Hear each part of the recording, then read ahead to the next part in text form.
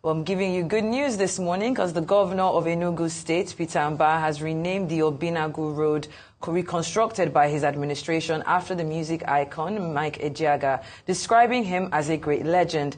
Mbah made the pronouncement when he commissioned 4 roads in the Abakpa and Nike area of Enugu, including the Mike Ejeagha Crescent.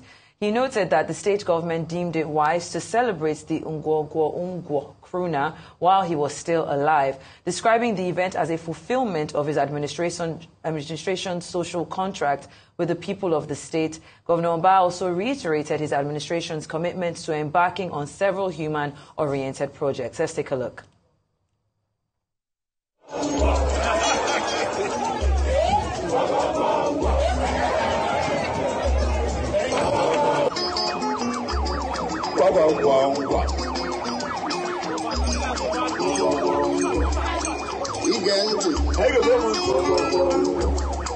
So we are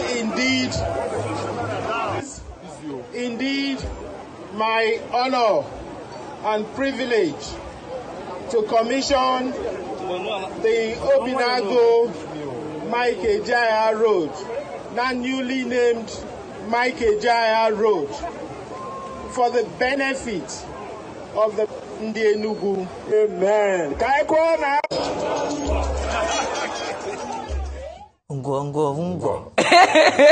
This is amazing. And he also went to his house. You could just see he was so emotional. We have that video on there for you. He was just so happy. And I think what just makes me really happy about this story is that he did it while he was still alive. Dr. Vati. Yeah, which is a very exciting thing, an interesting story.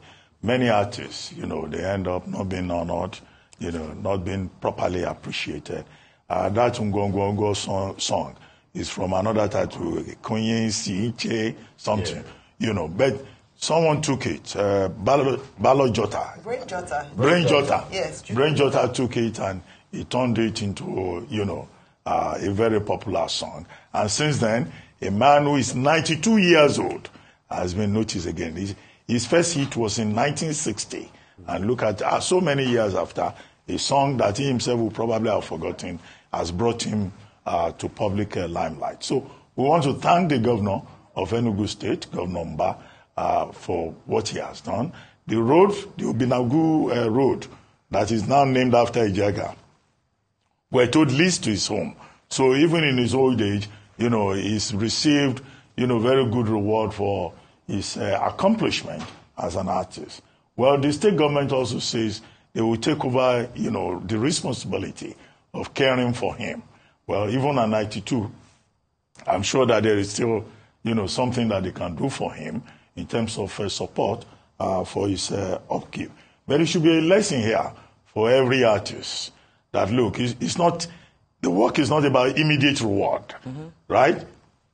You put yourself into your art in such a way that, there could be long-term reward. The way a lot of young men are hustling for instant reward, Ejeagha's example shows that if you have a work of quality, someday it will be discovered and you'll be celebrated for it.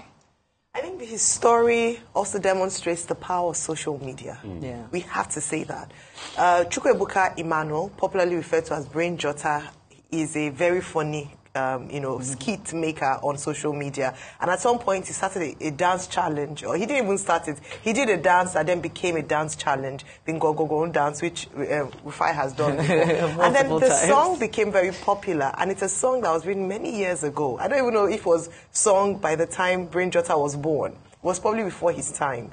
But it's great to see the reward of a man who's worked for decades and decades. He's been credited as being, making a huge contribution to the indigenous Igbo language using songs, So I just think I remember when we had the governor of Anambra State last week, the video of him dancing doing the dance challenge as well. I was going to say that I hope the Enugu State governor as well has done something for, gentleman Mike Ejeagha, which is also known as, and I'm glad to see that this is happening. And like you said, in his lifetime. He's old now. I'm hoping that this would also be a lesson for other greats who are still alive and with us. I wish Sir Victor Waifo would get that same accolade from Edo State, for instance. There are a few legends of our time who are still alive, who should be recognized, and I'm hoping that, you know, governors, private sector organizations would also see fit to reward them. Well, Sir Victor is passed. That's the sad one. Children, but I think the lessons we should learn from this is, number one, we should bolster our music industry to ensure that people get their royalties and their music.